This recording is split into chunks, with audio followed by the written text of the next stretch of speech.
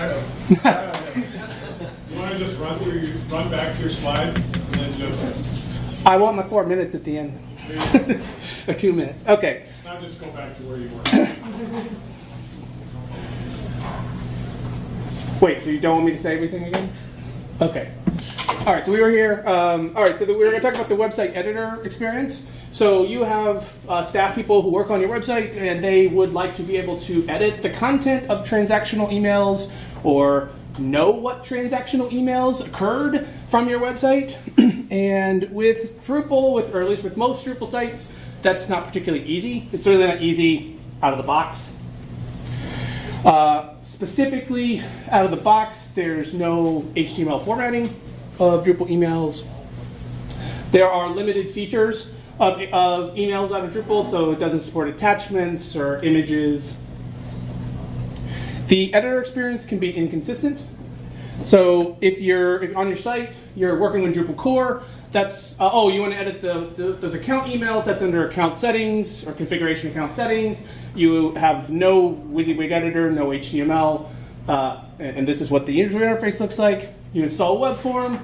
It has a completely different interface for handling emails that come from it. It's actually really great. It gives you HTML, you can do Twig templates, but it's just in a different place, and it looks different. If you have Drupal Commerce, better fire up PHP Storm, because the only way to edit that receipt is in a Twig file. Another issue with emails from Drupal is there's no email history. So you have no way to know what Drupal sent from your website, which leads to my most favorite message that I get from clients, which is, so-and-so says they didn't get that reminder email, or they didn't get the password reset email. And we know it's in their spam folder or whatever, but we can't prove it. So then we get this. So if we look at sort of a report card of the email capabilities of Drupal, it's mostly incomplete. We don't really have HTML formatting. Advanced features means like attachments or images. We don't really have that. The editor experience is okay, not so great. And email history, we don't have that either. So this talk is going to be about how to fix all these problems and hopefully have a better report card for emails from Drupal at the end. All right, so we're going to make Drupal emails amazing. All right, a little bit about me. My name's Wayne. I'm an independent Drupal developer for a long time. I split my time between consulting and development work under Zengenuity, which is also my handle on Drupal.org and Slack. And so I split my time between that, and I also run training courses at DrupalTutor.com. So specifically what we're going to talk about in this presentation is how email works. We're going to talk a little bit about how Drupal works. I'm going to show you the architecture of a better email solution for Drupal 8. And then the big reveal will be the new system that I built to make this really easy to do amazing emails from Drupal 8. This presentation is targeted at site builders, so I'm not going to go deep into a lot of code. And so if those of you who are programmers, some of this is going to be kind of rudimentary, but I have targeted this for site builder. One thing we aren't going to talk about is email deliverability. If you're having trouble with your messages going to spam, this talk is not going to help you. The only thing I will say is use a third-party MTA. Don't send emails from your web server, or they're definitely going to spam. All right, so how email works. Email is just a text file, or a text stream if it's going over the internet. So here's an example of the source code of an email. The most important line in this is this one. The first new line break in this text document separates the email headers from the email body.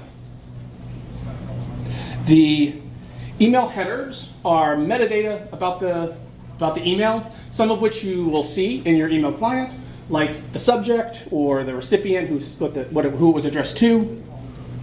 Some of them are more technical. These are ones you wouldn't normally see unless you looked at the source code of the email.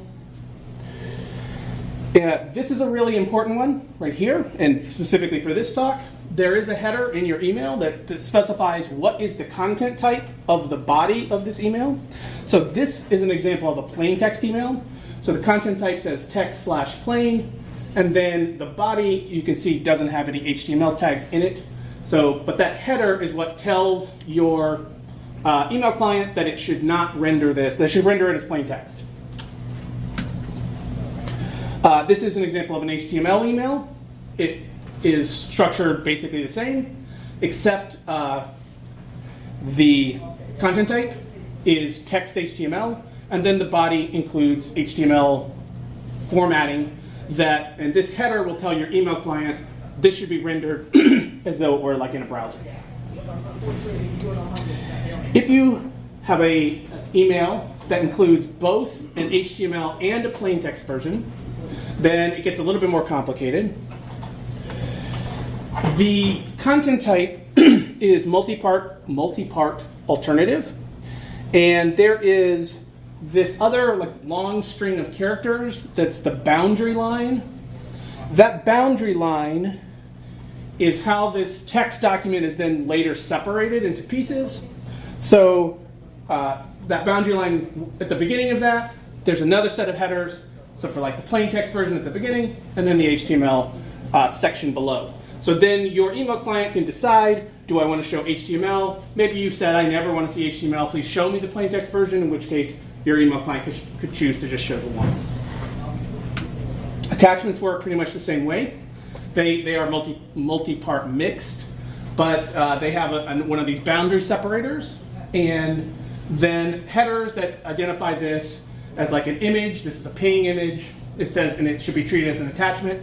And then that image is encoded as text in this text document. So if you ever wonder when you get a big attachment and your email client seems like really slow to load, or in general why email clients are like the slowest thing on your computer, it's because they have to parse, like, or at least with new emails, they have to parse this text document and turn it into like all those files that are attached. Everybody's like cool images that they have for their signatures and stuff. If you have images in an email, there's a couple different ways that can be done. Most of the time, that's done with a URL to a remote server that has that image sitting on it. So this is just like standard HTML with a link to a server somewhere else. The image here is not attached to the email at all. Depends on the remote server. There is one other way to do that, though, with Inline Images. You can have a hidden attachment that has a content ID, and then that content ID can be used as the source.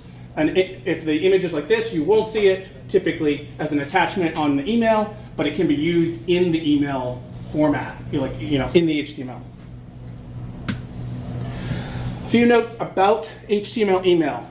It is a limited HTML and CSS implementation. So all that really like cool parallax stuff that flies out, you can't do that in email. Responsive design does work for the most part in most popular clients. There's limited support for web fonts in the most popular clients. Gmail and Apple Mail, both Mac and iOS, have good support for most of the advanced features. Outlook is horrible. If you have to do Outlook emails, you have to transport yourself back to like at least 15 or 20 years where you're doing like a table-based layout, and it's really awful. Now, luckily, if we look at, this is last month's numbers for email client share. If we add Gmail and Apple Mails together, that's like 72% of people. So that's pretty good. Now, if you're in a B2B environment, probably you're going to have more Outlook. So tough. Sorry. All right. If we talk about how Drupal sends emails, this is basically the totality of Drupal's email API. There's three major functions. There is a mail manager service that has a mail function. It takes a parameter of a module that should be sending this mail, a key, which is a unique ID for one type of mail, the recipient, and then some other parameters. The main one there being the params, which is an array of other data that should be used for customizing this email. The module who's responsible for sending this email or generating the email content, they're not technically doing the send, needs to implement hook mail. And this, when somebody calls the first method up there, Drupal will call their hook mail implementation because it knows which module based on the other call. It will pass the key, a message, which is an object that has it's already preset most of the basic stuff, and then you can add the body and the subject. You can, if it's a text-based email, you might just have the text there in the code. If it's an HTML email, you might pass back a render array that has a twig template. And then hook mail alter is if you have a module that wants to change the email that's being sent by another module, like if I want to change the Drupal Commerce receipt, then I can implement hook mail alter in my custom module, and I can just manipulate it however I want. Redo it, throw out what they did, do anything. So that's pretty much it. By default, the Drupal Mail Manager service only supports plain text. So all that multi-part stuff we saw doesn't know anything about it. So coming back to our report card. Now we know sort of the technical side of what we have to accomplish. The first two items that are missing here, the HTML formatting and the advanced features, all relate to that whole multi-part sending issue or the lack of it. And so let's solve that first. Luckily, that's easily solvable by something that already exists. There's the Swift Mailer system. It is actually a PHP library. It's part of the Symfony project. And it's designed specifically for sending multi-part emails. It provides both the formatting, meaning it can generate those texts with all the boundaries and all that stuff, and transport. You can decide, I would like to send this email using SMTP server versus the on web server PHP. The library can handle that as well. Swift Mailer supports attachments and inline images. And there's a Drupal integration module that you can install so that that will add all these features. In order to use Swift Mailer on Drupal, you will also need to install the Mail System module. The Mail System module gives you a user interface for selecting which processor you would like to use for email. So it allows you to select one for the the formatter and the sender. And it also allows you to select which theme should be used when rendering HTML emails. You can also do that selection per module and even per unique email key.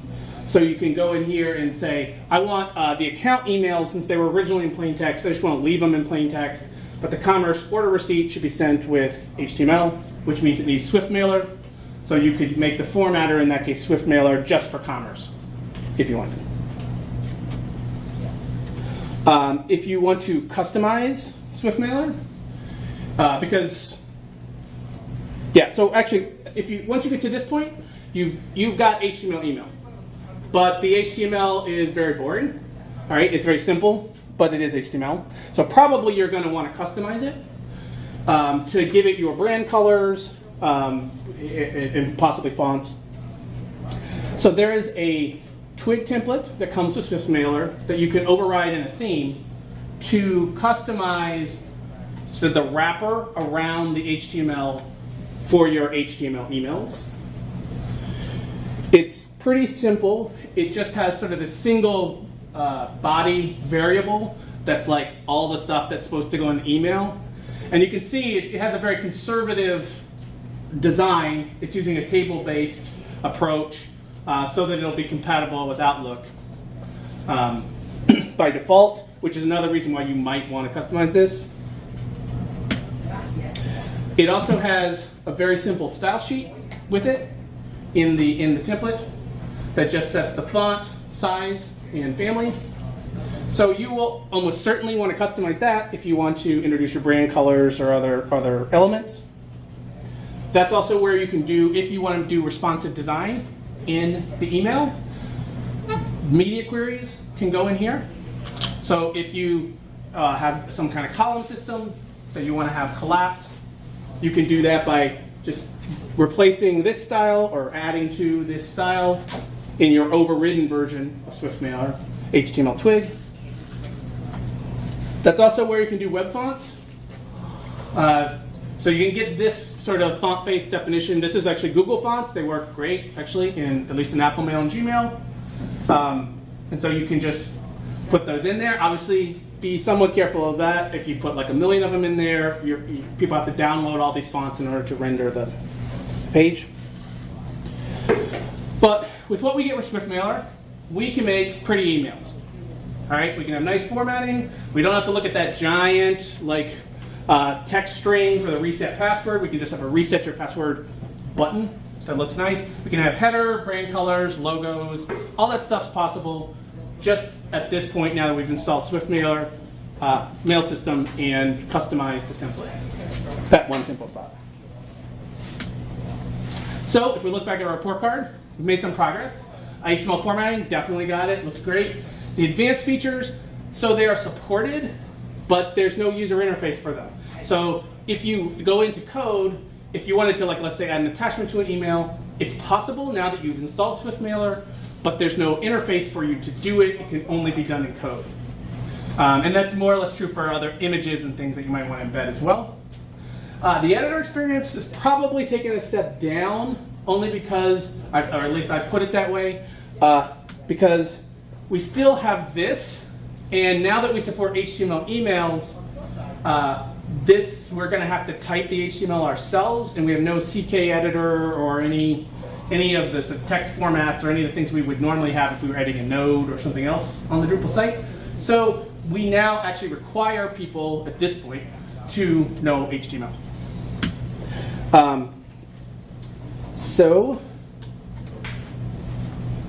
I was just wondering, so like, if you turn on SwiftMailer for the whole thing, then those emails all show up as just one line. Is that right? They used to. They used to, but they don't anymore. There's something in there that prevents it. Okay, well that's good. Yeah.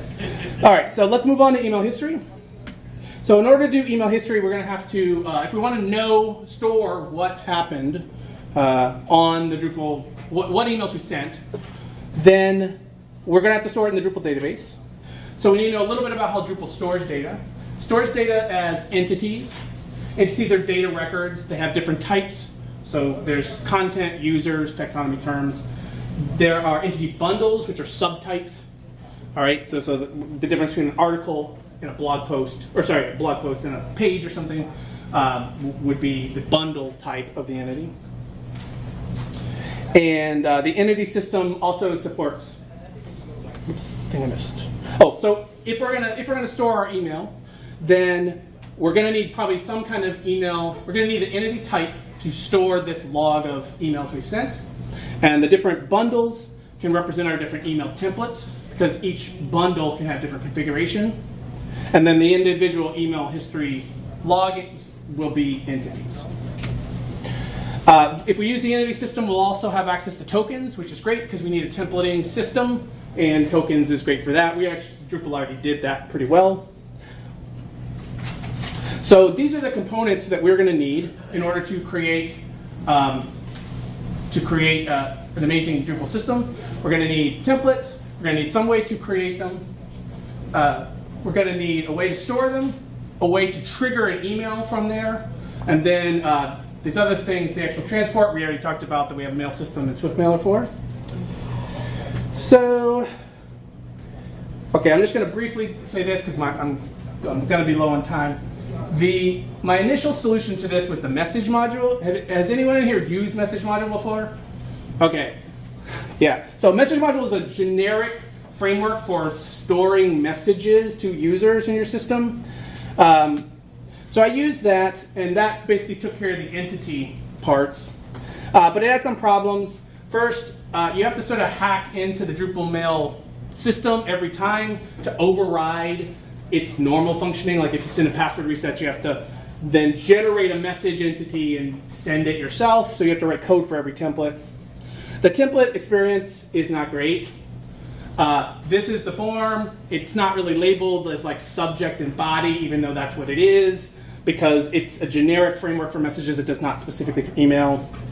The email history doesn't really have formatting, because again, it's not only for emails. So like when you look at the message log, it doesn't look so, that's not exactly what it looked like when it was sent to this user.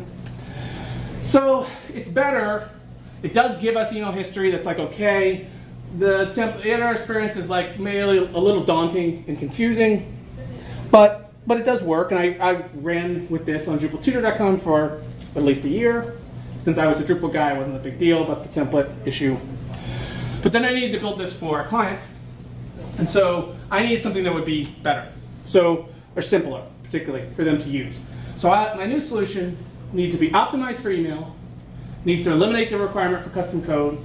The template should be easily editable and previewable by content admins, and they should have access to all the important features like attachments and images and stuff. So this new system is available now as easy email, the contrib module. Okay, so it's designed to be as easy as possible to set up, as easy as possible to use. Like Webform is sort of my model for this. It should be really easy for site builders. So if we look back at this diagram, the easy email provides its own entity type that does all the storage. And for the creation trigger, there's this easy email overrides module, which I'll show you in a minute, so that you don't have to write any code to like intercept the normal emails and do something different. All the custom design work, that's all pushed to SwiftMailer. So everything I showed you at the beginning about SwiftMailer is all still valid. That's how you put in your CSS for your templates. Easy Email does add a few extra templates for wrappers for the HTML body, the plain text body, and the inbox preview. Inbox preview is this text that you see before you click open the email. Normally that is whatever's at the beginning of the email, but if you do like a little trick of a hidden div at the top, you can customize that text so it doesn't actually have to be the same as what's in the email. All right. This is what the template editor experience looks like, the page, the form. It looks like real email. Okay, you have normal email fields that people would expect, to, CC, BCC, all the from related fields, the standard fields. You've got the CK editor for rich text on the HTML. So any of the sort of plugins, if you've got uploads for images, linking, all that stuff's built in here. Nobody has to know HTML in order to edit this. It supports tokens, of course. And it supports attachments. So you can add in either paths here, and this also works with tokens. If you have some sort of file attached to an entity that's somehow referenced here, you can dynamically attach those to the outgoing emails. Supports plain text alternative. Templates are fieldable, so you can add fields that you need for the special things for each template. So if it's the commerce order receipt, then you will need a reference to a commerce order, so you can add that reference field. It has configurable base fields. These are not technically base fields, they're bundle fields. But when you create a new template, it creates all these extra fields on here. So let's say you don't want to do plain text, you can just delete this field. And it will go away from the interface, and it will go away from the database if it's all of them. It has user reference fields built in that will automatically track. So when you send an email to a specific address, it'll look up to see if that matches a user account on the system, reference that, and save it in the history, which allows you then to create a view. So you can say to search through the history by user account, or you could create a view that's like a tab on the user profile page, like what are all the emails we sent to this user? Click, boom, they're all listed out. Template preview. So when you are creating a template, you can preview it, and it shows you what it will actually look like as an email, both in the inbox and has what the HTML body and the plain text body look like. It has a little dragger here, and I don't think I'm going to have time for the demos, but you can drag this back and forth, and then if you have a responsive design, you can actually see how it's going to collapse in that design. It has duplicate email prevention, so like this is something that I needed for DrupalTutor.com. I have webinars, I send out reminders. Sometimes people have more than one class registration that might generate a webinar reminder. I don't want to send dupes. So you can create with tokens a unique pattern which then will prevent duplicate emails that match that same pattern from being sent out. The email override system. This is basically a user interface for hook, mail, alter. It allows you to select the email you want to override, select the replacement template, and then do parameter mapping. So like the password reset has an account parameter. It needs to be mapped to some field on the template so that you can use the correct tokens. So if you were overriding a commerce receipt, you would also map like the original commerce parameter object to some field to a reference field that you would have added to that template. It supports ad-hoc sending. So if you need to send somebody a password reset because they can't find the link on the website, you can just send them one. Of course, it has email history that's more tailored to emails. That email history includes a full text view of what we really sent this user, including the HTML.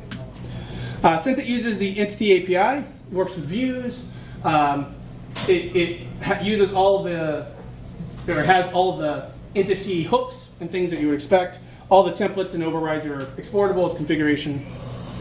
Has a test suite, not totally complete yet, but the basic sending and template preview and creation all have tests. I am using this on a couple sites in production. Seems fine. Future roadmap. These are things I'd like to add. Choose the theme per template. It would be nice if you could change the theme for each of your templates. So if you want to have one that's not as branded because it's like that special email from the CEO who, like when you sign up for the service and it needs to seem like it came from his iPhone, then you could change the theme. Better inline image handling. So I showed you there's two ways to do it. It'd be nice. It currently only supports the one with the URL to the remote server. It would be nice if there's like a checkbox and then it would do the other one. Default bundle field. That's just like if you don't want all those fields that you have to remove to have a default. Disable email saving per template. Right now it saves all of them, which on high volume sites is probably going to be way too much data. So it would be nice to not save password resets or whatever. As well as the option to purge older ones.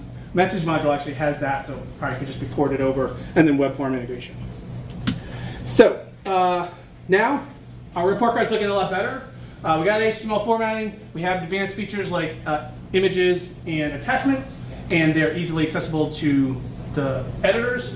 The editors, they have full control over all of the content that goes out in those transactional emails. And the email history is going to stop people from asking us if the website's down, or your email's broken, or whatever. A couple example emails that I've built with this. So this is that webinar reminder email I was talking about. So again, we have tokens that go in to evaluate for what the webinar URL is and the date and time.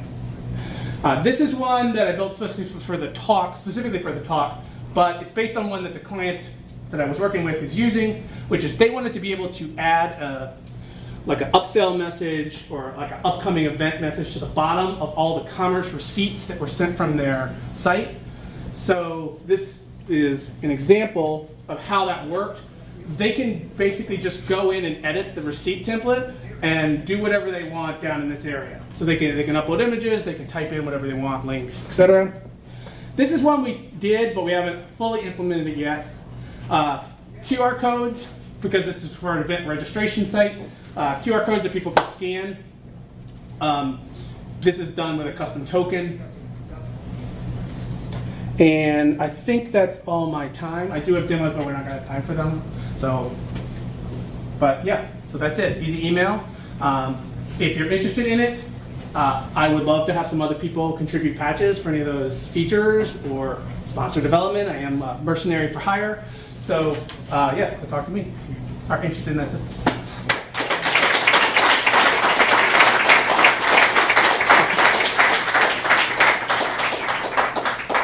That was a standing note. Okay, thank you. I have one question real quick. Yeah. So the email overrides, did you do a config entity or content entity? Config. Sweet, so you could say out of the box, I'm going to override the 4 emails. Yes. Route them. Because I would love to make it be part of how we have an upgrade demo for Drupal Commerce. I'd love to just have this be part of that demo. Look, Drupal Commerce, and here's your email, blah, blah, blah, blah, blah. Yeah.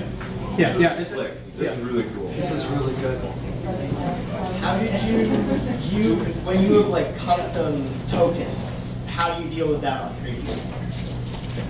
So the tokens, well, so the custom tokens, there's an API where you create those in code. Those will just be evaluated like all the other tokens. There's no difference in ones that you write in your custom module and ones that come from core, assuming that obviously you're following the way you're supposed to do tokens. So yeah, I'm just curious. You're doing the template. So like, I mean, how do you? Oh, so this QR code, like what they see on the editor side, they just see like the kind of like that short code format that's like, this is a QR code to the order. And literally, it's like a QR code to the order ID, order URL. Does easy email take, like, does it have, like SwiftMail have the dependency of like the mailing system? Yeah. Does this have? Yes, this is all built. This all requires Swift Mailer and Mail System because it's offloading all the technical stuff to those two modules. This is really like the user interface for Swift Mailer and Mail System for that. How does this work with like SendGrid or those? Like, is it? So Swift Mailer supports SMTP. So it is with SendGrid. If you can use like the SMTP option, then you could just configure that in the Swift Mailer configuration page on the site. And SendGrid has documentation on it. Wonderful. All right. Awesome.